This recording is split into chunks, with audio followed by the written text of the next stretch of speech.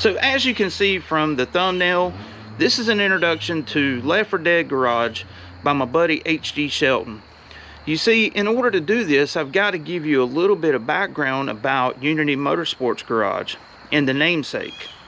You see, over 20 years ago, a group of us started a car club. We cruised Franklin Boulevard in Gastonia, North Carolina, did a lot of racing in Mexico. I actually got busted for it, but that's a story in itself.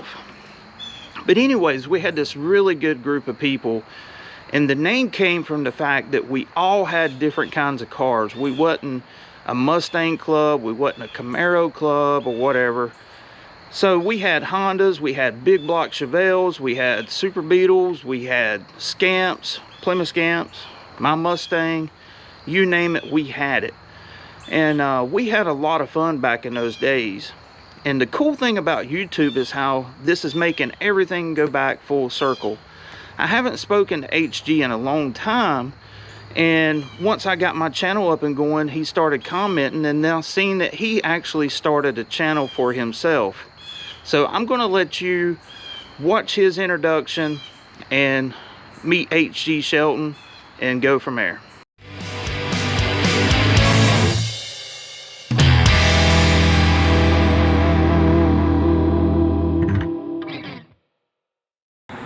Hey, what's up everybody? My name is HG. I have the Left 4 Dead Garage YouTube channel, and I was talking to Andy, and he kind of wanted me to do a little walk around short video, tell a little bit about my 64 Impala I have here. Just a short little kind of information. When my dad was a kid, his neighbor bought this car new, so that's kind of neat. In a long drawn out way, it ended up in his possession about 4 years ago, which landed in my yard, and sadly enough I didn't want anything to do with it because I said it was too rough to do anything with. And strangely enough, a year to the day of his passing, I could not get this car off my brain. So last November 2019, we decided to start a channel, a YouTube channel, and this car was actually the inspiration of the channel name, because we were talking and I was like, hey, the car's been left for dead. So, and I was like, well, that's it. So that's where I came up with the Left 4 Dead idea. So let me get to the car here. It was parked in 77, 78. As you can see, the tag there, Virginia's. Also have what's left of the inspection. It was September 78, 79. So that's, I had a friend of mine make me the tag. This 454 I happen to have sitting around from my 85 crew cab dually that I 6-liter swapped. So it's a fairly low mileage, really clean on the inside type deal. Small cam, just cleaned it up, added some accessories. That Victor intake, a Holley carburetor, that air filter, I've actually had that air filter assembly for over 20 years. It's been on, like, even the filter element itself. So that's a true testament of S&B filters. Basically the outside is just how it was, and it's been washed, and I keep it wiped down with boiled linseed oil. Still 4-drum brakes. It also has a Muncie 4-speed. I left it 3 on the tree for a little while, but I ended up replacing the entire floor in the car. So while the floor was out, the trans came out, and I was like, well, this is the prime time to do the floor, or do the 4-speed rather. So it is a 4-speed car. Found this seat on Facebook Marketplace. This back seat is the original, which is neat. The car is actually black on black. The door panels are original. The bottoms are missing, but that doesn't really bother me. I put carpet in it, painted the dash black. A few odometer gauges there. Steering wheel's original. So still needs a headliner. The car is pretty rough. There's some damage here, as you can see. I'll probably never fix it. I'll just keep it wiped down, keep it in the dry. Stole this from my kid because I needed an A, so the refrigerator is short one A now. But it's got some character. It's probably the thickest automotive paint I've ever seen in my life. Kind of like this, I'd rather be at Six Flags sticker, so I'll put some clear Gorilla Tape over that to kind of preserve it. This side is probably the worst side. Some massive damage here. Not really sure what happened, but the torque thrusts do not match. Back order and COVID kind of forced that into grays up front and black in the back. I've never had anybody notice it until I pointed out, so I'll probably never change that as well. So, but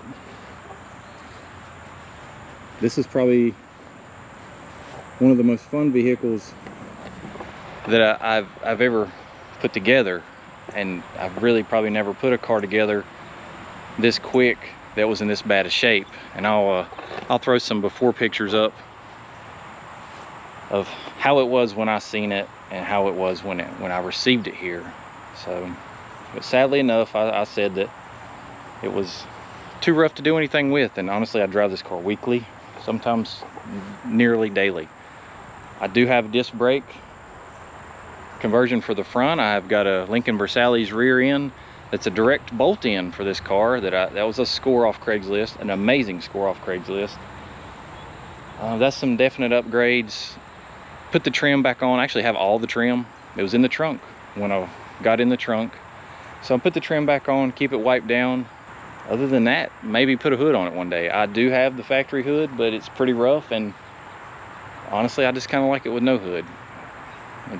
I feel like it gets more looks, and I've not really, just about every project I've ever had, I've ran hoodless. Even my Volkswagen Bug, my daily driver, I ran it for years with no deck lid. So it's just kind of how I do things. But Andy asked me to do a little walk around to the old car and tell a little bit about it. It's kind of filthy because, like I said, I do drive it pretty often. And but yeah, finished the door panels, put a headliner in it. Just try to save as much as I can, maybe fix some things as I go. The next major fix will be trunk pan and stuff like that, but right now, cruise-in season, I can't stop driving it. So thanks for watching. Thanks for Andy asking me to do this video, having an interest in the car. And whenever you're ready, Andy, we'll go for a ride in this old turtle and see what you think, and maybe you can dial in on that carburetor, because hey, once it started running, it's running good enough. I'll quit rambling, and thanks for watching Left 4 Dead Garage. See ya.